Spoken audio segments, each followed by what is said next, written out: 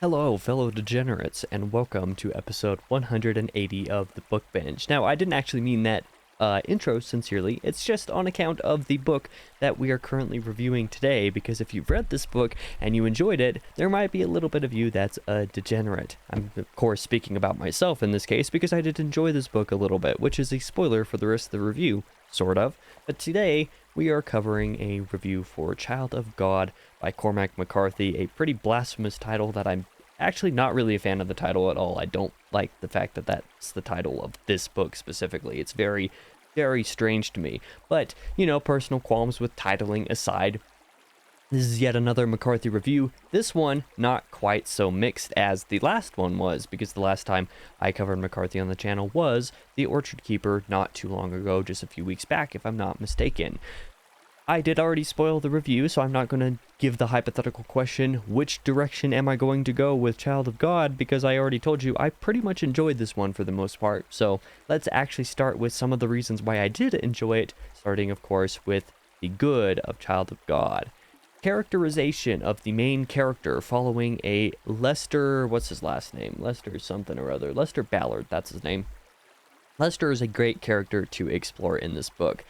As much of a bad character as he is. He's not a bad character, like, quality-wise in form of the writing. He's just a bad person.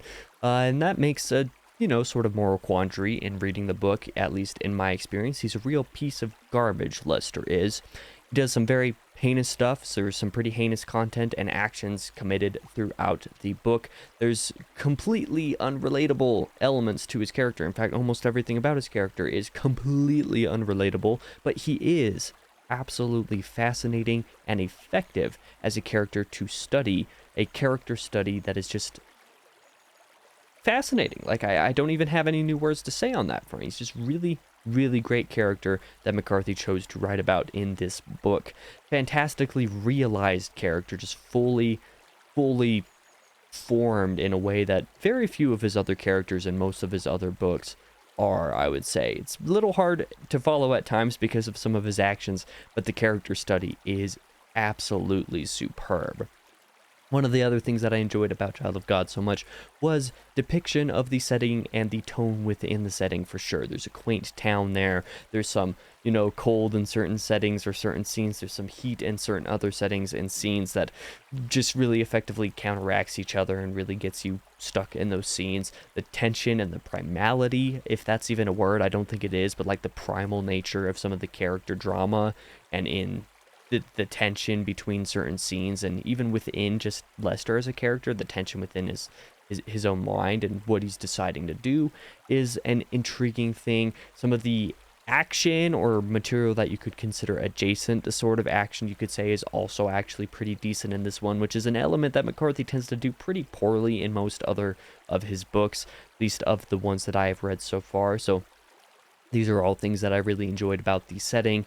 The book was also actually a little bit humorous at times, which, in spite of myself, I did chuckle a few times at the book. It did make me chuckle. In spite of the really bad stuff, there are moments where the really dark humor actually comes through full force in a way that is actually, like, not just acceptable, but like genuinely really funny. So I appreciated the fact that McCarthy was able to make me chuckle despite the book having some pretty dark and disturbing content within it. The brevity, however, of the book is one of the main things that I do want to point out. It is easily one of his shortest books. I think it is just straight up his shortest book. It's the shortest audiobook narration, and I think it is the shortest page count wise as well.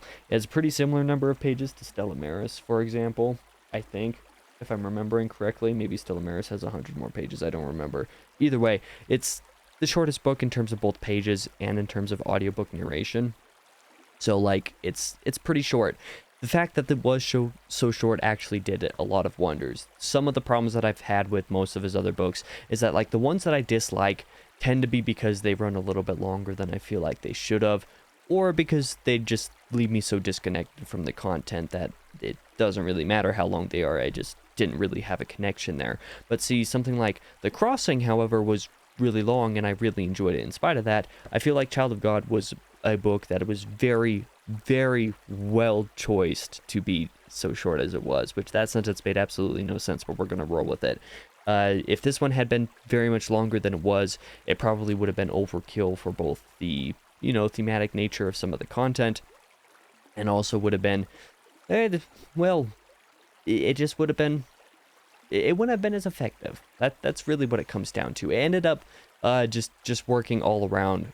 It didn't stay over its welcome, but was also long enough to go through several scenes to like actually give us a good taste of Lester as a character that was really intriguing, but again without running over long. Also, the book ended on the perfect sour note to make the rest of the story feel absolutely awful, which is a weird thing to put into the good of the book, but is definitely one of the things that I would praise McCarthy for with this one. Because as for the bad, I will put a little spin on that ending as well.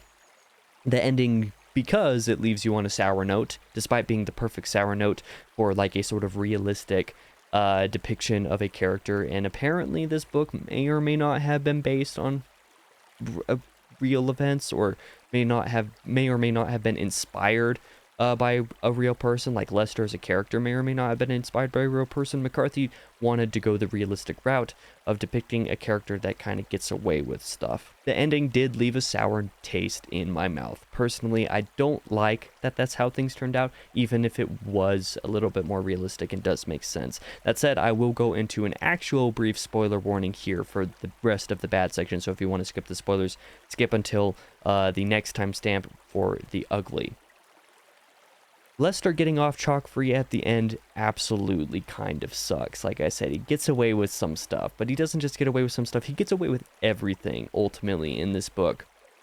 Him being the main character throughout makes it even harder to follow, because we see all of this stuff actively happen, and then just absolutely witness him getting out without anything to show for it in the end. He's nearly the only character to follow, so like it actually kind of hurts a little bit that like he doesn't get any real recompense for the most part. Like, people attempt to cause some payback and actually like hurt him, but like it doesn't actually go through. It doesn't actually work, which is honestly really unfortunate in a lot of different ways. I respect that it's sort of a commentary, like I said, how real life this kind of a character can be, but I've also found that I don't often love the darker twist that McCarthy often includes with his books. No Country for Old Men and The Crossing, I think, are the only real exceptions to this sort of negative, pessimistic, nihilistic worldview that McCarthy just oozes into his writing.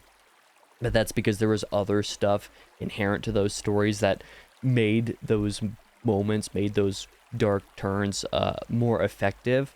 The Child of God is definitely a little bit closer to those two than not, I would say. But yeah, I just found that I'm not in love with the way that he always has like some sort of dark twist in his books, some sort of nihilistic, whether outright or just partial.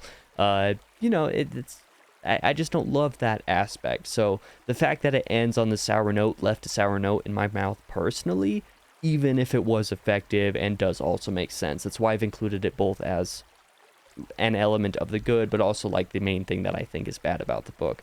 I don't love that he didn't get recompense for any of these things. So either way, let's move on to the ugly. You are now free from spoilers at this point, but in exchange for that spoiler warning, we are now introducing a very heavy trigger warning for some content that this book goes into that, like, if you're really sensitive to a lot of dark stuff, well, you probably shouldn't be reading McCarthy in the first place, but, like, there's some pretty gnarly, grody stuff that occurs in Child of God that we get to experience from the main character and the person who commits some of this really heinous material. Although some of it is humorous and, like I said, kind of takes that dark humor in just the right way to like make things a little bit less gross, there is still some real gross stuff here. So again, trigger warning, because I'm going to mention some of the things that are in here, and if you don't even want to hear what's in here, I'm sorry, but like you should probably skip this section. But if you don't really mind, some of the things you should expect if you were to try to read this book are some rape, necrophilia, murder,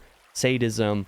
This whole aspect of Lester's character is a major portion of the book. So if you don't like any of those things and don't like experiencing any of that stuff in detail, don't read this book. Like, just straight up, you can't. I wouldn't read this if you're really sensitive to any of that.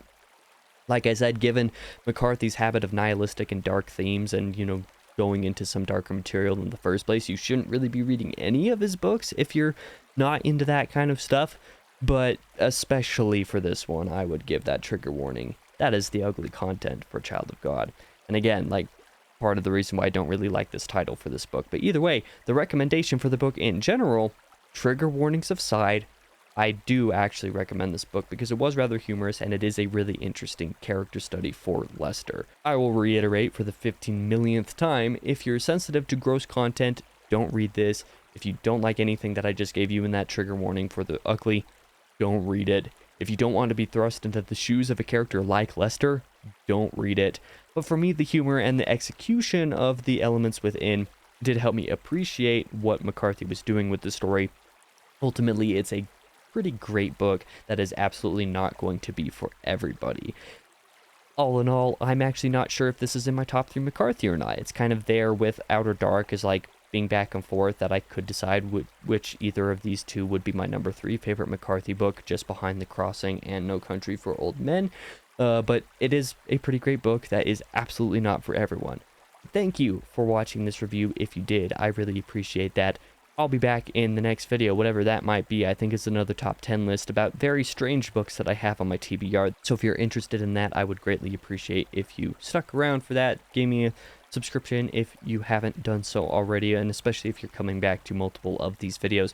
But like I said, thank you for watching. I'll be back in the next video regardless.